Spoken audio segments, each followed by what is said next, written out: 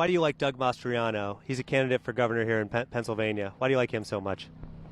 He's honest and just surreal.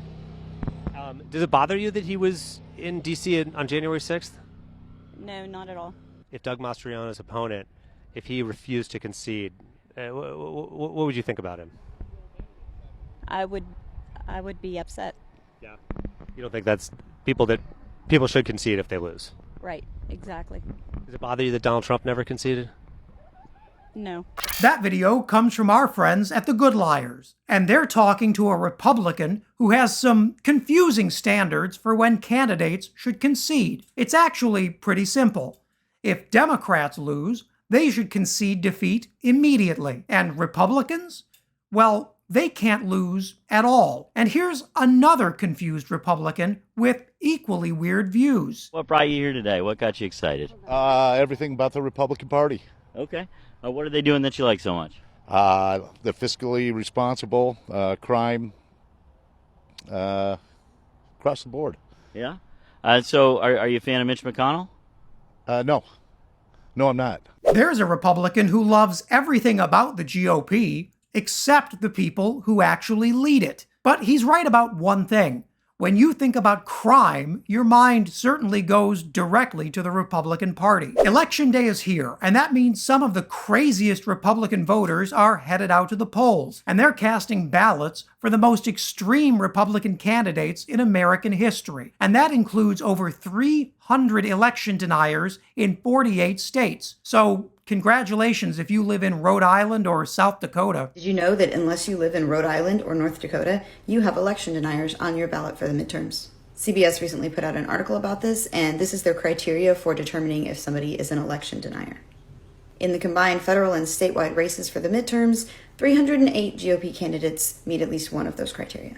The majority of GOP candidates running for House, Senate, and governor are election deniers, as well as almost half of those running for secretaries of state. And here's an especially confusing one. Take Republican John Gibbs. Democrats chose to run ads bashing Gibbs's opponent in the Republican primary. They did that because they thought that Gibbs would have less of a chance at winning the general election. And while Gibbs's extremism makes him a real nutcase, he's also neck and neck to actually win his race. Democrats may have made a huge mistake. But as that MAGA moron in our first clip makes clear, the real crazy making is going down in Pennsylvania. That's where Republican Doug Mastriano and his right-wing Christian nationalist supporters are hoping to take control of Pennsylvania's state government and install a whole army of election-denying MAGA fanatics to tip the scales to Republicans in 2024. And in case you haven't been paying attention, Doug Mastriano is crazy. Just this week, the Washington Post reported Mastriano acted in a right-wing drama about the Holocaust. Jewish groups say that film has distorted history to support a right-wing agenda. And it isn't even the first time Mastriano has angered Jewish groups with his insensitivity.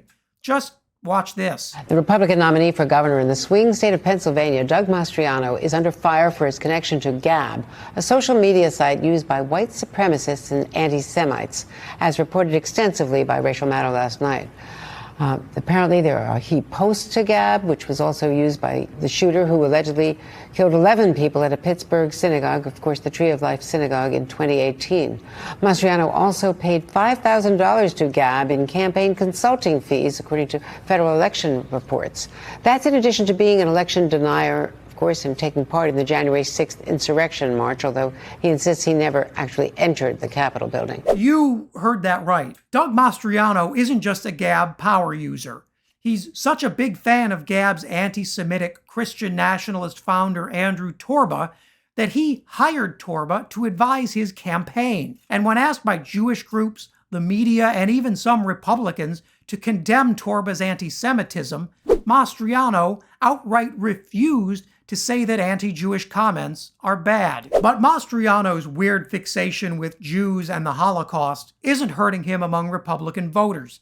In fact, those voters are so busy with their own election conspiracy theories, they hardly have time to think about Mastriano's anti-Semitic friends. With Republicans like that headed to the polls, it's probably a good thing Democrats aren't taking Pennsylvania for granted. President Obama even paid a visit to the state over the weekend, where he called out Mastriano's history of dressing up as a Confederate soldier? Yep, I told you it was going to get worse. Global warming? He says it's fake science. Doesn't matter what the thermometers say. Should gay people be allowed to get married or adopt children? Nope. He doesn't think so. He does think it's okay to dress up in a Confederate uniform for a staff photo at the college where he used to teach. And, hey, it wasn't even Halloween. But if Mastriano wasn't a big enough problem for democracy, Pennsylvanians also have to deal with another threat, Dr. Mehmet Oz, the snake oil peddling New Jerseyan who is somehow neck and neck with Democrat John Fetterman. And thanks to a flood of nearly $100 million from Republican mega donors including Paul Singer, Dan Loeb, and Larry Ellison, Oz still has a fighting chance to win. Oz and Mastriano have advocated extreme anti-abortion positions.